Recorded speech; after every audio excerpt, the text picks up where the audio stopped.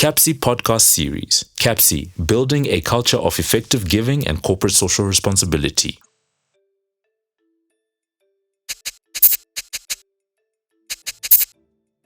Welcome to another conversation on African philanthropy and social investment with me, Beginkos Moyo, the director of the Center on African Philanthropy and Social Investment. I'm happy to be joined by a dear friend, a colleague, and a human rights activist, Nicolette Naylor. Welcome. Thank you, Becky. It's nice to be here. I've been wanting to have this conversation for a long, long time, so I'm happy that you are finally here. 30th of September this year marks 16 years with the Ford Foundation. How has the journey been? I think it's been an amazing ride. I never thought I'd be in philanthropy for this long, but I've learned so much and I've met some amazing people. So I think it's been a good journey. I'm feeling like I'm in a good place. Let's talk about some of the lessons, some of the challenges that you have come across. 16 years is not a kid's play, especially working for a big international organization like the Ford Foundation. I spent a lot of my time trying to study the Ford Foundation. Till today, I'm not so sure that I fully understand it. But you were there for 16 years. Clearly, you came across challenges, you came across good opportunities, and you came out with some lessons. Can we talk about those? Lots of lessons, I think you're probably one of the people that understands the Ford Foundation really well. I think your whole thesis and your analysis of foundations was very powerful. It taught me a lot when I joined philanthropy, in fact. But I think the foundation evolves and changes over time. It's not the same institution it was 80 years ago, and it's not even the same institution it was when I joined. And so one of the biggest lessons is that one needs to constantly evolve and learn when you're on this journey. I've worked with 3 different presidents, and the one thing I've learned is that philanthropy, the big fundamental shifts in philanthropy happen when there's changes in leadership and also changes in program officers or directors when people leave the institution. And I think that's a problem.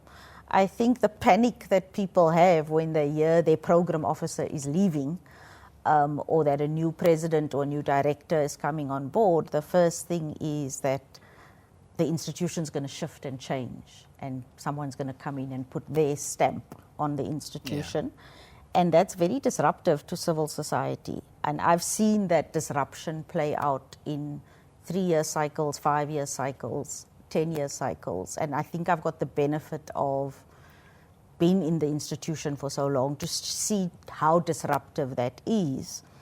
And it goes to the heart of whether we center ourselves in philanthropy and our egos and our legacy, or whether we're centering the work of civil society and the work of movements on the ground.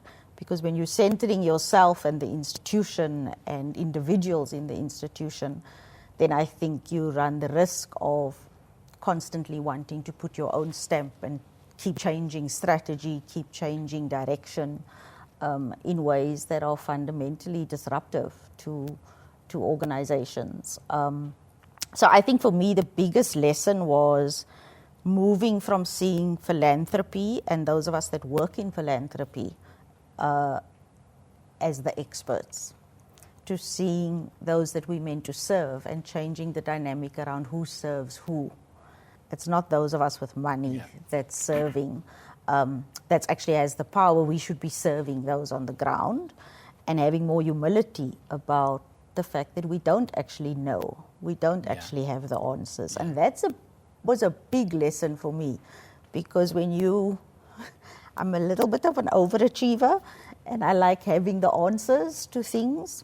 And so when you're working in philanthropy, getting comfortable with the fact that you're not best placed to have the answers.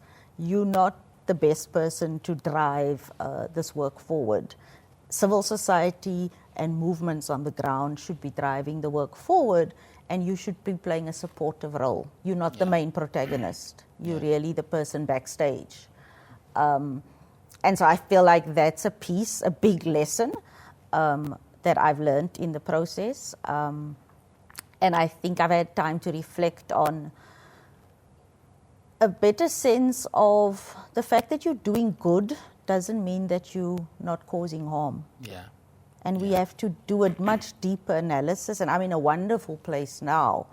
And I think our current president has really enhanced the sense of how do we all think about harm, the harm that we can cause to the sector, and that the fact that you're in social justice work doesn't mean that you're automatically doing good all the time.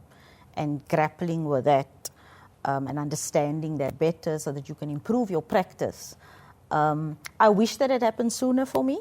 I think in my first years in philanthropy, I never thought about the harm as much as I do in my last few years. So that's also been a major lesson. But let me stop there because I have lots of lessons. I'm also thinking, before we get to the next lesson, I mean, it takes a lot of humility, a lot of probably even a deeper understanding of your positioning, especially if you are the Ford Foundation. And in your case, you are even the director for Southern Africa and the global director for the gender program. You have to have some humility for you to understand that actually you are not the expert. When you've got all the money that everyone is looking to get from you, so you have the power, you have the influence. In fact, you can even have all the knowledge. Even if you don't have it, you can have it yourself because you have the money, you have the power. How did that happen that you ended up in a space where you had to even go as far as writing about the need to decolonize philanthropy? I think that how that happened, what I've noticed is that the big benefit of philanthropy hiring someone like me that looks like me, and we're seeing this across the board with international foundations, local foundations in South Africa. You have local South Africans, black women that are heading up philanthropies that often come from civil society. Yeah. And I think it's been philanthropy's way of correcting the past. So the Ford Foundation, the Open Society foundations, the foundations of the past worked on an expat model where you had the white male coming in, where it was very easy to see a colonial model playing out. When we shifted to hiring people that come from civil society that were grantees in the past, and that's what philanthropy does now, it's the norm. Yeah. It's been, we want to get closer to people on the ground, we want to really understand lived realities of communities, and we should hire people that are not coming from the US and flying into South Africa, but actually from civil society at the local level. And that's hard because that's how I was brought in as a grantee. And navigating that space with an understanding around power and privilege it's not enough to just hire people into a system that's not really grappling with power and privilege, because you can easily get assimilated into that power structure. And I saw that happening around me, and I saw moments when I was doing that. Because money and power and privilege, all of a sudden you in rooms with people that you would never have access to. And that can fuel your ego. It can fuel your sense of importance and take you further away from the causes that matter to you. And so I felt that when I started to write about the fact that we have a long way to go in thinking through a decolonizing frame, was really to say that it's not enough to just bring people from civil society into institutional structures and say that shifts power, because that doesn't actually shift power. It actually assimilates you into a power structure. And I found, even with my awareness, there were moments when I was slipping up. The push and pull of institutional politics and what the institution requires versus what communities require, you constantly navigating that divide, and you get it wrong. You make mistakes, and we don't talk about it. Yeah. And what are some of those mistakes that you made? I think Strategy processes have been the hardest. I think the way philanthropy is geared towards developing strategy and 5-year strategies is very much around a group of program officers, a group of staff sitting in a room, developing a theory of change, developing indicators. We've professionalized the industry in such a way that we speak a certain language around theory of change and outcomes and indicators, and you get caught up in what will your vice president approve, what will the board approve about pleasing them versus what does the sector actually need. Yeah. And even when you consult with the sector, I had an experience where in developing the global strategy, I said to the team, what would it look like if we didn't develop the strategy and we consulted with feminist movements around the world and donors around the world? So we consulted with around 60 different people around, if Ford had $50 million to do work on gender-based violence, what could a strategy look like? Yeah. And it was wonderful. It felt like you were hearing from people from Latin America, Africa, Asia, all these beautiful ideas. And we drafted a beautiful document. And it wasn't approved. And then you have to go back and say, well, actually, this is what the institution wants and needs. Yeah. And you're presenting to a group, to the leadership, who ask really good questions and really smart questions. And that was painful for me to go back to the sector and say, you know, because it felt then like it was an extractive process that you consulted, people take their time, they come and sit with you, and foundations do this a lot. Yeah. You call communities, we in a strategy review, we want to hear from you, but communities don't actually have any decision-making power. It's not a real participatory process because the ultimate decision makers. It rests somewhere else, And I felt that I let the sector down at the end of the day, and I wasn't always clear on where power lies. And so I think those consultation processes, we need to reframe how that happens and be very clear about the limited power that we have. And I quickly realized that, you know, maybe that's not the way to shift the power dynamic.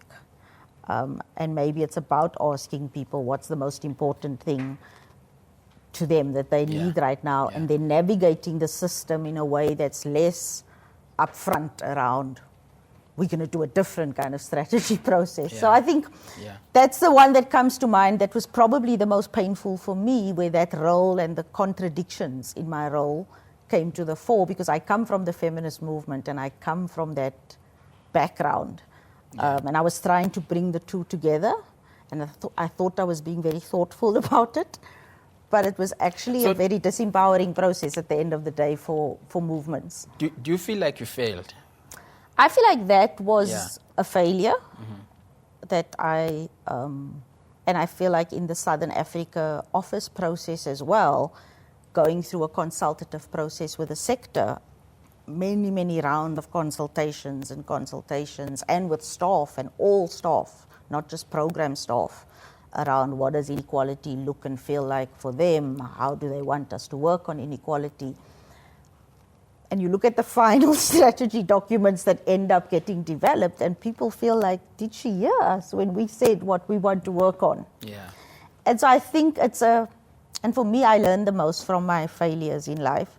So for me, it was about how to be much clearer about what's within my power and my sphere of control and what's not.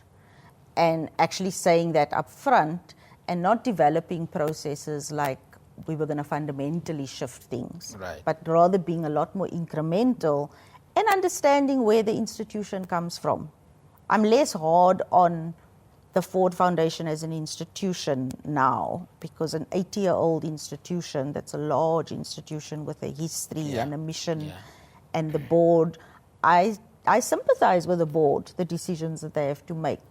And so if everyone was behaving like me and wanting the board to do... it would be chaotic. It would be chaotic. So I feel like that's the challenge for philanthropy in this moment, in terms of how we navigate those kinds of processes in ways that are not patronizing or disempowering to communities. We've become too serious. I want us to go back to who Nicolette is.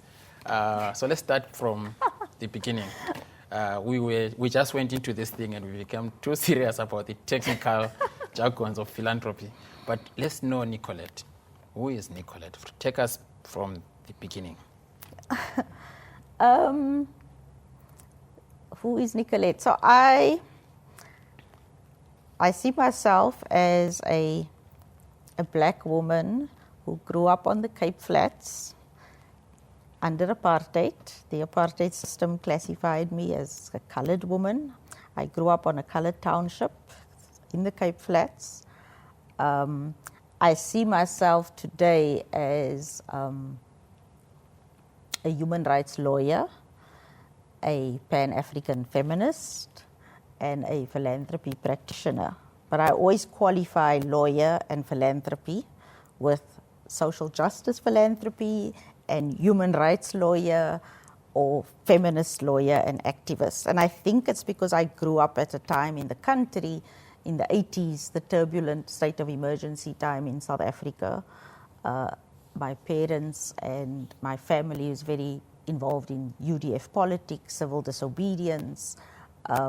So notions of justice and inequality ran through my upbringing in the township and at high school. And my political conscience grew even more when I went to UWC in the early 90s. So I feel like that sense of justice and inequality has been part of who I am. But I'm also a daughter, a sister, a wife in life. Yeah. So I know that early on you were very much involved as an advocate, so to speak, for especially women's rights and social justice. Are there specific moments or litigations that you might want to refer to, especially those that could have actually prepared you for what you ended up doing in philanthropy? I think I studied law. I always wanted to be a human rights lawyer. And so I studied law not to be a corporate lawyer or to make lots of money. Yeah. Much to the disappointment of my parents, I think. Your father said like that at your farewell. And so I think my commitment to the public interest legal space, when I heard there's such a thing as public interest law, that you could be bringing test case litigation to change the law or develop the law, that really appealed to me. And some of the early cases I worked on at the Women's Legal Center that really shaped my thinking around the women's rights agenda or around constitutional law was around child abuse. I was involved in a big case that dealt with the laws of prescription around when, as adults, you can bring a claim against your abusers.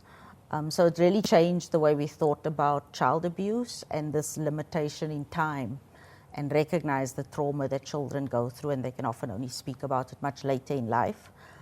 Being involved in that kind of litigation and litigation around the state's duty to protect women from violence, that the state actually has a positive duty to protect women, and seeing violence as not just an individual bad person, but seeing violence as something structural that the state had a duty to address. Those kinds of constitutional cases could never have happened without the funding of the Ford Foundation and Open Society and Atlantic. So I never thought about it at the time, but I always recognized, because the shock, I used to have a queue of women outside my office. I ran the Violence Against Women project at the Women's Legal Center. And women would be so shocked to hear that we would take their cases on and that they wouldn't have to pay anything, that it was all covered. And I'd done my articles in a private law firm, and I saw the rates that corporate law firms charge. and how inaccessible justice was for ordinary women that looked like me and that came from poor communities in South Africa. But I never really applied my mind to it. When I went to Interrights in London, it was also funded by the Ford Foundation. I recognized that these big cases and bringing test cases or class actions on behalf of people were all being funded by foundations and philanthropy.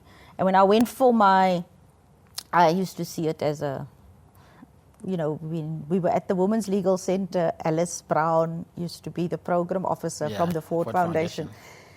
And the director would say to me, the funders are coming, or Hivos would be coming, and then you'd have to go out and sit at the board and do show and tell. And I'd be like, oh my God, I have to again explain about my impact. And at the time, everyone was talking about, I represented a woman who had killed her husband. And it was a criminal case at the time, and everyone wanted to hear about that case. And then Alice was like, we're going to fly you to New York to speak to our board. And the president was Susan Beresford at the time. And I was like, cool trip to New York. But I really didn't understand what the Ford Foundation did at all. And I had a limited interest in it. I just knew there were these people that gave money. And so that's why it was a sharp learning curve when I joined philanthropy to understand actually philanthropy is about so much more than just that. Fascinating, because I think you're not the only one to say this. I think a lot of people might not see the connection between philanthropy and its impact and the work that different institutions are doing. I tell a story that whenever I go to the Rockefeller Archive Center, I go there to spend time and I look at all the files that, either from the Ford Foundation or Rockefeller Foundation, and there's no sector in Africa that was never touched by philanthropy. No sector, the medical field, health, education, economics, all sectors, the philanthropy sector has a footprint on them. And again, even here in this university, there's probably no department that can claim not having an interface with philanthropy. But I think when you are at the operational side, you really don't think about these things. Your work is to just implement. It requires somebody to then talk about the interfaces and the intersections. That's when it starts making sense. Then you go to Interrights. Let's talk about your time there. I think when I went to Interrights, it was after I'd done a master's, and there again I was benefiting from philanthropy. I got the Nelson Mandela Scholarship to do a master's in London, and I did international human rights. And I wanted to take what I'd learned and my practice in South Africa around human rights and think about this in a much more global way and a much more regional way.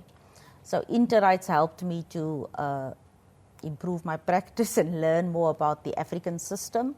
And so a lot of my work was at the African Commission on Human and People's Rights and the European Court of Human Rights, which was like a whole new jurisdiction. So interfacing in regional mechanisms and trying to influence the justice agenda and the women's rights agenda in those spaces was fascinating for me. And again, a lot of that was, how does a global INGO relate to Africa and work with African partners? And they were trying to recruit people from the region to be less of a London-based NGO working on the continent, and was built on a model of partnering with local lawyers and letting local lawyers lead in the cases, and Interrights playing a supportive role, which was really fascinating for me, because in South Africa, when you're in the public interest law space, you lead.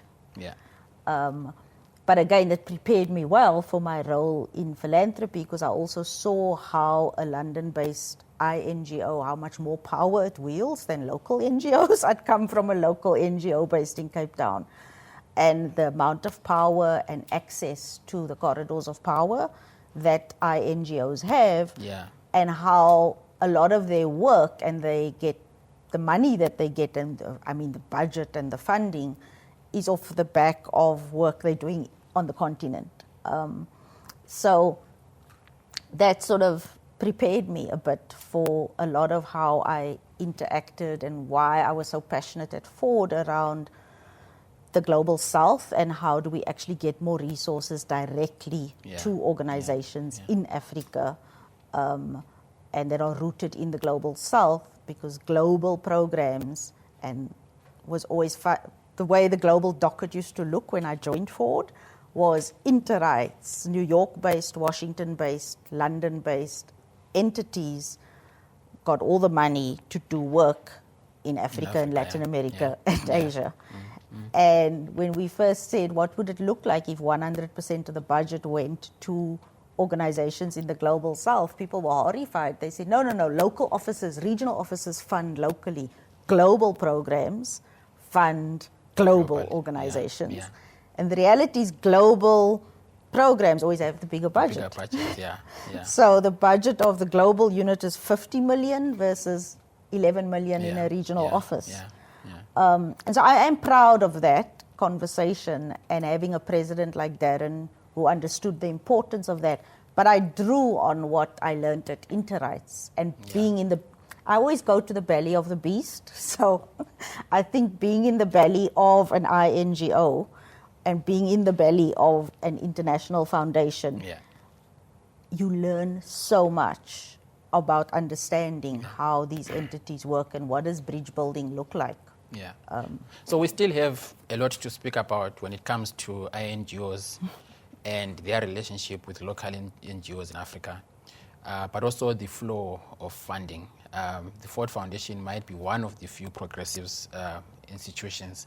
I think at some point you, Tendai and I sat on a panel at EGAG discussing their report, which showed that a lot of the funding, American funding to Africa, still goes to northern-based institutions. So there's still a lot that still needs to happen there, and I'm glad that the conversation has not stopped. But you joined the Ford Foundation initially as a program officer. Are there any lessons there, especially with your relations with the institutions that used to be on your side as civil society, and now you are on the side of the donor? Lots of lessons. I think that when Ford hired me, the Human Rights Program hired lots of public interest lawyers, and so lots of my colleagues in orientation, we all came from legal backgrounds. We really didn't understand the language of philanthropy. We were like lawyers by training. I assumed that because I came from the public interest law space, I knew how to fund the public interest law space. And I think I was very prescriptive and I got into a mode of sitting around the table saying, but what about this? Why aren't you doing this? I think I was a much better program officer in the non-legal space where I knew less, because then I listened more. And I think the program officer's role is not to lead, it's to listen and learn and know what you don't know. We often don't know what we don't know in philanthropy. We assume we know everything. And philanthropy is competitive. It's a competitive space where you get penalized if you say you don't know the answers. So you sit in the room. And so my first years as a program officer, I wasn't comfortable saying when I didn't know something. You feel like you've got this huge responsibility.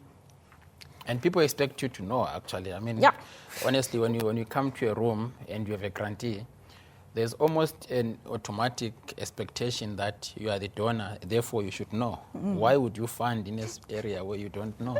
So I think it's fair expectation. And saying to the organizations, you know best. Follow your instincts. You've been doing this work. You on the ground. Starting a conversation with, how can we help you? We're here to help you further your work. What's your work about? What are you struggling with? Let's figure out together how we can help you, versus coming into the room saying, this is our strategy. This is what we need from you. You need to do a proposal that's in line with this. And you walk out the room. I always say to newer people now, I say to them, if you're talking too much in the meeting with a grantee, then that's not a good meeting.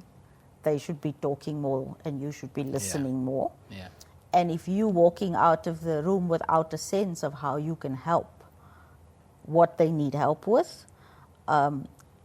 versus you going in saying, this is what I need from you. So that's that whole extractive model where it's like, I'm funding you because you're going to help me look good with my principles in New York, versus I'm funding you because this work is really important and I can see it's going to make a difference, and I'm going to trust you because you know what you're doing to go out there and do the work. But tell me how I can be more helpful to you, and tell me when I'm not being helpful. As a program officer, I think the program officer job is the most exciting job in philanthropy, but it's also the job that has the most power. And how you navigate that power, and assuming, oh, I come from civil society, I know movements, I'm going to be fine with power, I don't need to think about power because I come from the sector, and I see this a lot. Exactly because you come from the sector, all of us wield power and privilege. And we're not proximate anymore. You lose your proximity to the problem when you join philanthropy. And you have to get comfortable with that. You can't be an activist one day saying a mandla in the meeting, and the next day you're telling everyone in the meeting, send me your proposals, I'm going to review it and say yes or no. You are in the philanthropy space, you're in a choice-making role. So how you interface as an activist becomes complicated in terms of your power. So I want us to move to the other position, but before we move to the other position, are there examples of, either grantees or projects that as a program officer, you look back today and you say, there we did it? I think the work that we did there's quite a few actually. I think the work that the public interest law sector was doing, and I like to think long term about we did it. I think the fact that foundations supported that sector and the infrastructure of that sector from 1975, 1976, setting up Lawyers for Human Rights, Center for Applied Legal Study, Legal Resources Center, and continuing to fund them, even when things looked really bad, even when there were lots of, like what you would say, not successes, sticking the course with those institutions to develop, to defend human rights and also develop what our constitutional law would look like moving forward. I think that's a success. And those successes played out in the HIV space most powerfully. I was also the HIV program officer at one stage. But I think the work to support movements and lawyers and journalists to do the law, to do the advocacy, to do the media campaigns around stigma and discrimination in the HIV arena, the work around access to ARVs, changing government policy, moving from AIDS denialism to the largest ARV program in the world, to everyone wearing HIV positive T-shirts. I think we made massive inroads in the HIV space that we can reflect on in the light of COVID, in the intellectual property, all the intellectual property discussions we're having around vaccines was stuff that we were doing with Brazil, India, South Africa around intellectual property and TRIPS. I think there was, and that's why I said successes, but it's partial successes, because today's success is tomorrow's failure. Today's failure is tomorrow's success. Maybe we didn't go far enough, and maybe we said, oh, the HIV issue's done, let's tick that box. Where it wasn't about the HIV issue, it was around health systems. We needed to approach the issue as a systems issue and an infrastructure issue. And I think when philanthropy addresses the infrastructure, builds infrastructure, like the public interest law infrastructure, or supports higher education institutions or civil society at that infrastructure level versus narrow issues, that's where we have successes that we can talk about. And I think probably the Ford Foundation learned a lot from that process, because when COVID hit, instead of just focusing on COVID, the Ford Foundation decided actually COVID is just one of the issues, but the problem is not just COVID, it's the whole ecosystem. And you had this whole initiative to support civil society and issues of inequality. Do you think some of that thinking came from some of these lessons that you're talking about? I think we have a president and a board that draws on our history all the time. Yeah. And so COVID is, I think, one of the most exciting times that we need to study deeply in terms of how philanthropy responded. I think that social bond, issuing a social bond, but also saying we need civil society to be resilient. And what does resilience look like? We can't have, when there's a crisis, after the crisis, the whole of civil society is decimated. How do we actually double down and support the whole of civil society? Because what happens, COVID happens, and everyone says, we can't fund you anymore. You are artist. We're not going to fund you anymore. We must focus on COVID. So you divert resources in times of crisis away from civil society that's not working on that crisis. Ford was saying we need to double down and keep that civil society infrastructure going because they'll be decimated post-COVID, which was a bit different when others were saying, well, we need to divert resources. And so, why would we be supporting artists in this time, for example? And I think that's because we've recognized, and we still need to do more, that in times of crisis and in times of prosperity, you need a robust, strong civil society. And you have to invest in institutions of democracy. You have to invest in state capabilities. That's what you need over the long haul. It's not about short-term, exciting projects. So you move from this exciting role as the program officer to the director of the office. Was that exciting at all? I wouldn't use the word exciting. I think the most fulfilling job is the role of the program officer because you're more proximate. You get to meet grantees, you get to go on site visits, you get to interact, and you see the work happening. Management, you're one step removed, but you have an opportunity to really shape the tone and the politics of how an office operates. So I grabbed the opportunity. I liked being a program officer, but I also had a strong sense of if only we could be doing this, or if only we could be doing things this way.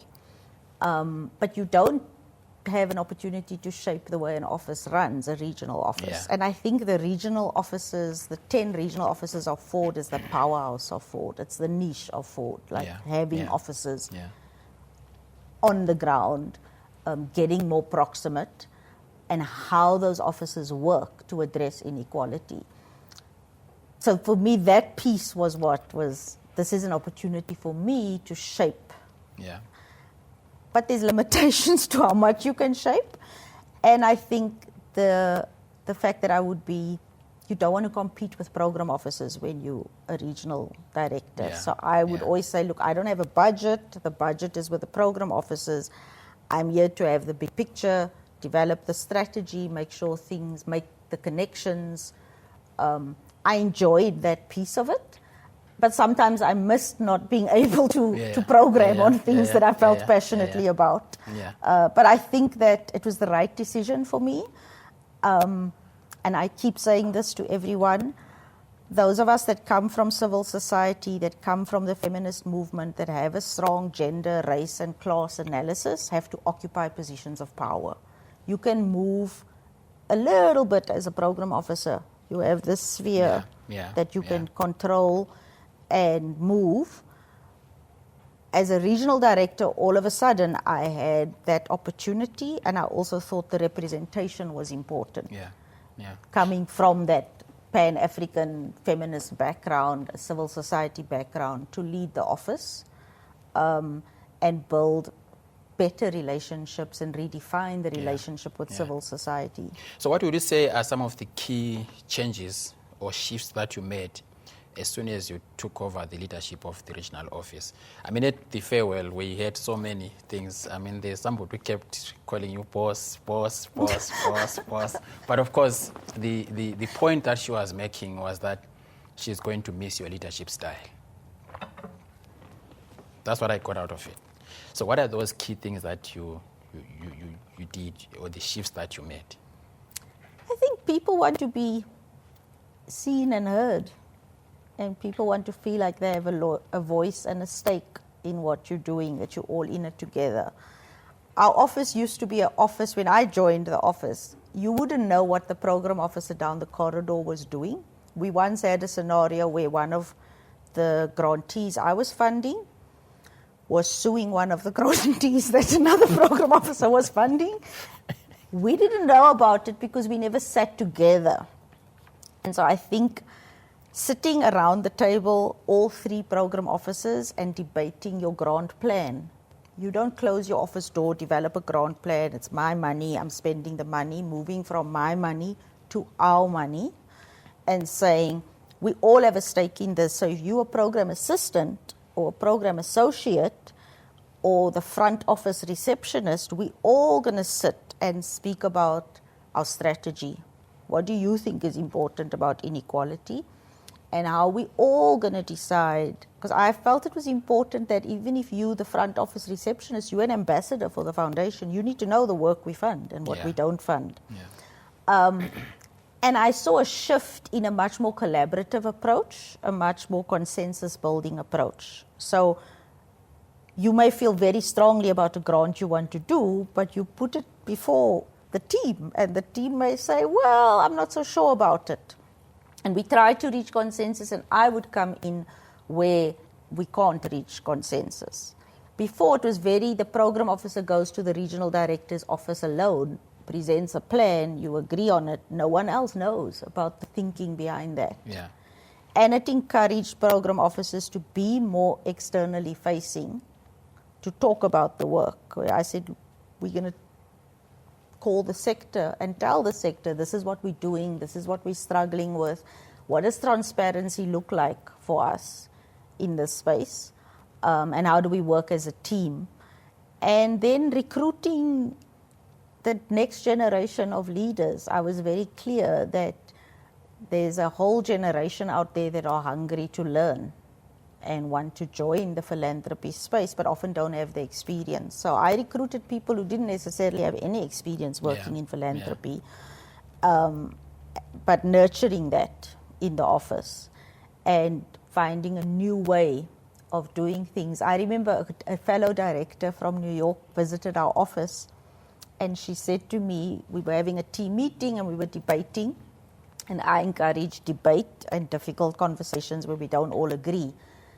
And we were, like everyone was just challenging each other and people challenging me. And afterwards she said to me, you allow the team to just like debate like that and disagree with you? And I was like, of course, that's like, it's also a very South African way of working. And I'd been in an office with a leader who had said to me, I'm not interested in your view or your opinion. This is what we're going to do. And all three of us as program officers just kept quiet. We were like, okay, don't want to hear our opinion. That's horrible. So why are we here anyway? Yeah. And so I realized that I could shape a culture in the office that others would find maybe a bit strange. Yeah. But that was much more authentic and that grappled with all of us possibly making mistakes and none of us actually have the answers and we need to have those difficult conversations. So I'm proud of that, and that's also a painful journey because I feel like when you're being challenged every day, you grow and learn, but it's painful as well. Yeah. And so opening myself up to that, I could have just been, this is what we're going to do, this is how we're going to do it. Yeah. Yeah. But opening myself up to, well, maybe I've gotten it wrong, and constantly asking for feedback and learning from feedback is a hard process as a leader. Yeah, there are studies that suggest that leading from a point of vulnerability is actually the best form of leadership. And we saw during the COVID experience, most of the countries that are led by people, especially women, who adopted a vulnerability view, they seem to have got it right. So I don't think you got it wrong there. During your time as the director of the regional office, we also heard this at your farewell. Lots of institutions seem to have found a voice. They found working with the office flexible, progressive, and I know I think at the time I joined the Southern Africa Trust, that's the moment I actually started engaging very closely with the Ford Foundation from a grantee donor relationship. And we were going through our own challenges at the time. I remember coming to you saying, our current donor, our main donor, has indicated that they want to exit. We have a serious challenge. Our runway is very short.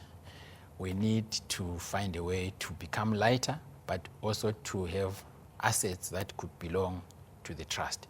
And that conversation was very easy for us to have with you and your team, because you understood where we're coming from. But secondly, you had a program that was in place, the BUILD.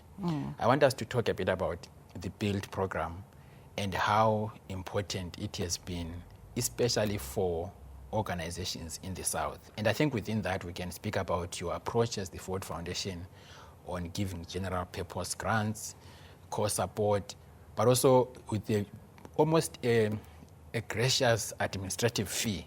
Not many groups actually allow for such an administrative fee. Yeah, I think that is exciting about Ford, and it's been exciting working at Ford in that moment. Build is powerful because and I think build is the way to go. I've always pushed our build program to say we shouldn't have a build program and a non-build program. All our work should be around build. Build recognizes, for people that are listening and don't know, the importance of supporting institutions and strengthening institutions. It's about building an institution, and it's about foundations saying, it's not always about that exciting project out there. It's about what do you need, the nuts and bolts of an organization. It's about sustainability. It's about HR. It's about staffing. It's the boring stuff that no one wants to fund necessarily. And it's a 5-year commitment. Yeah. And that 5-year commitment was important for us to make a commitment to an institution and say, we're going to be with you on this journey for 5 years. And it's about strengthening you where you are and about having an honest conversation about what you're struggling with. Because the conversation with the donors usually, things are going great. Normally it would be, we're losing our main funder, but we're fine. We've got nothing to worry about. Where you have to keep up this pretense that all is well. Yeah. How do you have a conversation saying all is not well? We're really struggling with HR, or we're really struggling with fundraising, or we've just had a major blow up in our organization where few people have resigned. How do you have a conversation with a donor that doesn't result in a punitive response that says, we're going to help you strengthen your financial systems? So you've had a corruption scare. So your accountant has had to be fired. We're going to be with you for the next 5 years and help you strengthen your financial systems and your board governance. That, I feel, is the way to go. That is how philanthropy needs to move from the punitive to the supportive. And we're saying, we're investing in you because of your mission, not because we want you to implement a project. We're interested in your mission, so we're going to fund all your work in a general, that's the general support approach. And Ford, moving over the 16 years I've been at Ford, moving to more general support has been a game changer. Yeah. That helps to build trust. It helps to have the honest conversations. But we learned that general support on its own doesn't mean that you're going to start funding, investing in leadership and building the institution. So that's why we added it's general support plus building the institutional infrastructure. And that, for me, is how we should be supporting civil society in the global South. It should be about the infrastructure and strengthening the institution. Yeah. I mean, you mentioned that, part of what BUILD is doing is also to identify that an institution might be going through a serious challenge, and the idea is not to punish it. And I know during your time, there were serious issues with organizations, especially around sexual abuse. I know that was a difficult moment for most institutions, but you had to deal with that as a donor. How was that experience? I think that was a very important moment for donors. I thought it was the first time we were having a conversation around social justice organizations, human rights organizations. They're a microcosm of society, just like you have racism in society, you have racism in civil society organizations, you have sexism, you have sexual harassment. It was the first time that we could have that conversation where we could say, our primary approach is not to be punitive. How do we have a conversation around what are the systems that you need in place to address sexual harassment or a toxic work culture? And we'll only, because we did end relationships with organizations where we said, but our first port of call is if the board is trying to cover this up, if the director, the board, everyone is not doing anything about it and trying to sweep it under the rug, then we're going to be much more punitive with you. Yeah. If you coming to us and saying, and we're going to treat this like theft of money, if there's theft of money in an institution, we don't blame the whole institution. We're saying, what steps did you take to address it? You can show us that the board acted, the director acted, people stepped in, tried to rectify the situation. We're going to be with you on this journey. And we're not going to blame you because we think sexual harassment plays out in the Ford Foundation. Sexism and racism plays out in all our institutions. It's about how we can address it in a much more honest and authentic way. And it was the first time we as donors sat with civil society and said, we're struggling with the same thing. We were struggling within Ford around how to address sexual harassment. And we could then say to civil society, this is what we're learning when we try to deal with it internally. What are you learning? It was a beautiful learning moment, I think, for us. And a path to more authentic conversations where donors sat around the table with civil society to discuss what we struggle with. Yeah. And I want to check, how much time do we have? Because I want to talk about something that is very close to my heart. Okay, so you and I sat several years back just dreaming about CAPSI. It was just an idea. And here we are today. And I always say to you, if it wasn't for you and the Ford Foundation giving us the initial planning grant, we probably would not be here. I remember Joseph Kitari coming to the office and sitting down with me, just trying to write the planning grant for us. And I'm saying this because colleagues here might not have the history of where CAPSI comes from. The initial ideas and the thinking actually came from our conversations. And here we are today.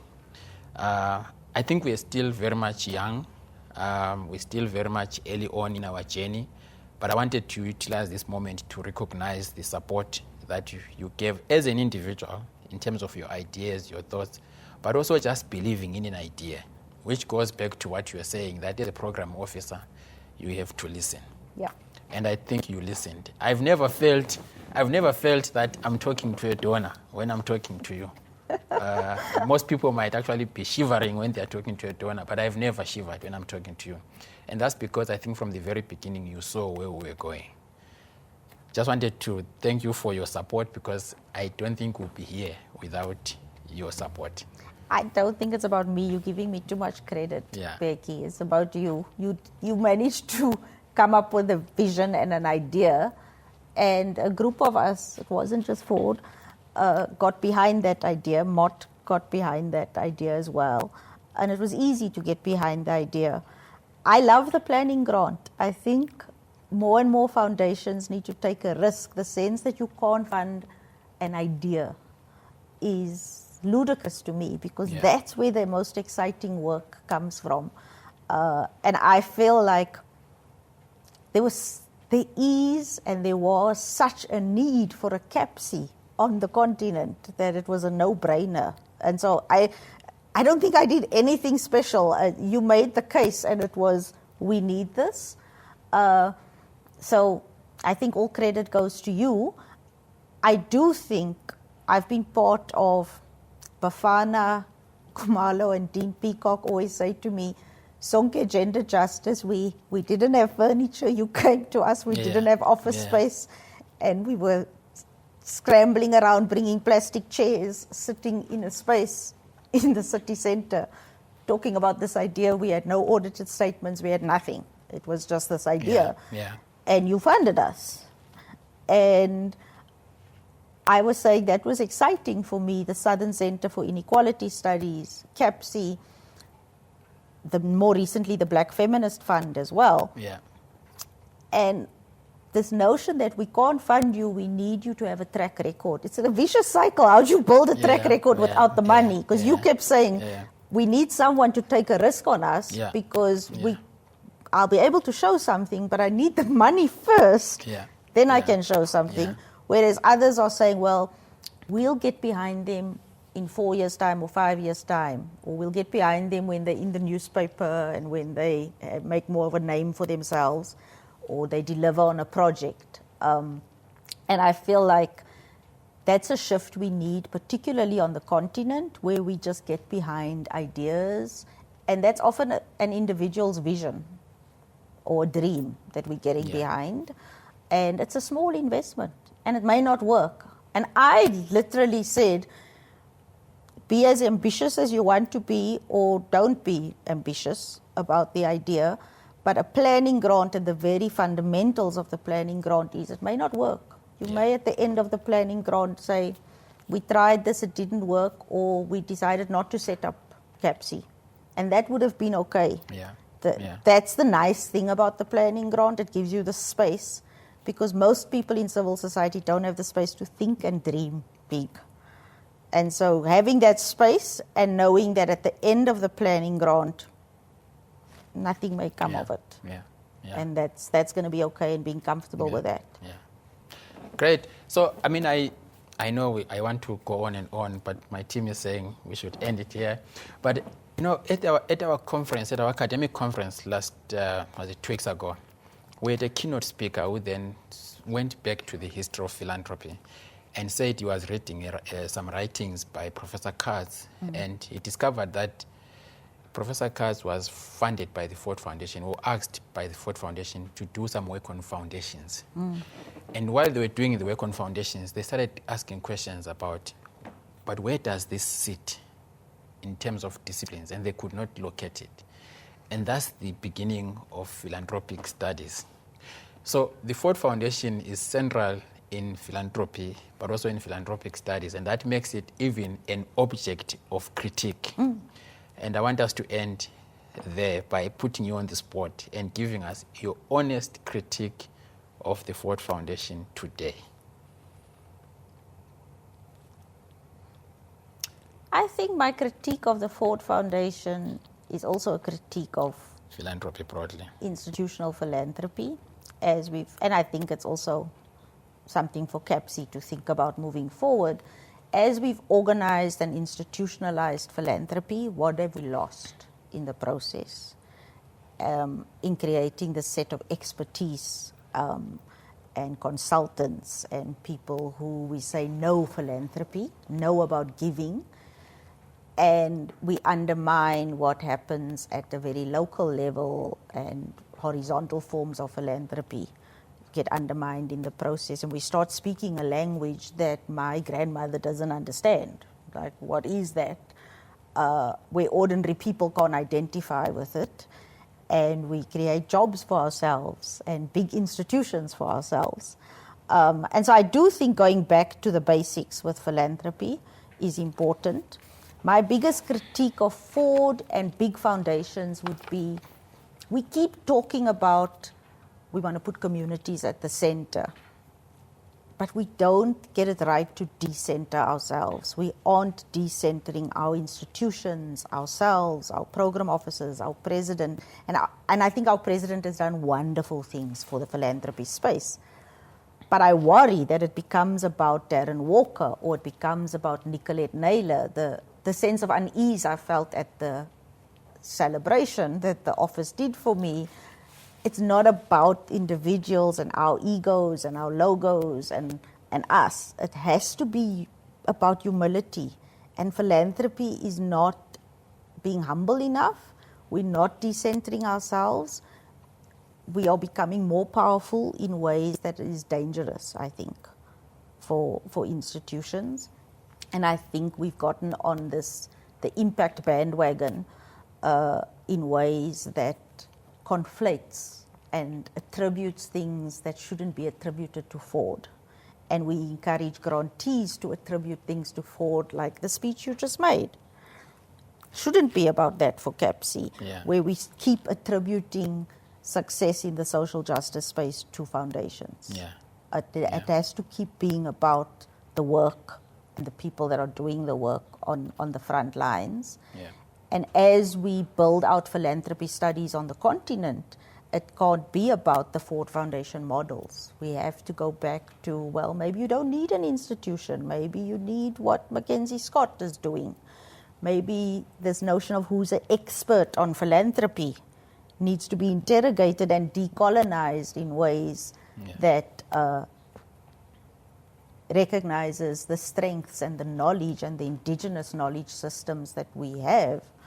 And that's not taking a PhD in philanthropy from the global north. And how does an African-based center not copy what the schools of philanthropy are doing in the global north in terms of this notion of expertise and philanthropic practice? Great. So we will end it here, but I'm very positive that your next chapter is writing a lot about philanthropy, in particular decolonial philanthropy in the social justice sector. Thank you, Nicolette, for gracing us with your time. That was Nicolette Naylor, the outgoing Ford Foundation Special Advisor. Thank you for watching.